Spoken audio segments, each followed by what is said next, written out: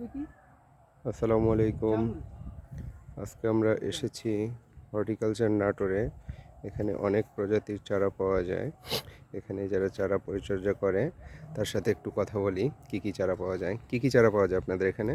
আমাদের এখানে ফল, সবজি, ফুল এগুলো চারা। সব দেশি জাত না উন্নত জাতেরও পাওয়া যায়? দেশি ফলের মধ্যে দেশি উন্নত সবই আছে।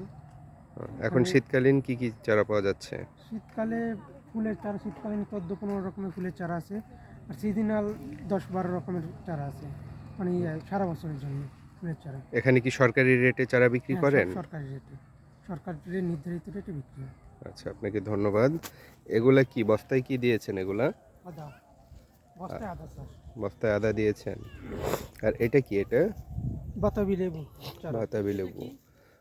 পাশের এটা কি কমলা ভাই? লেবু। পাশের এটা? এটা হচ্ছে যে আপনার বেদেনার চারা। বেদেনা। এটা কি দেশি বেদেনা?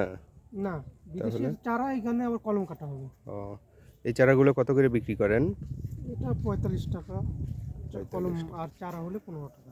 আর এটা কিসের চারা? এটা বাতাবি চারা। বাতাবি। আর এইটা? এটা ওই বেদেনা। আর পাশের এইটা? এটা কমলা। কমলা। হুম।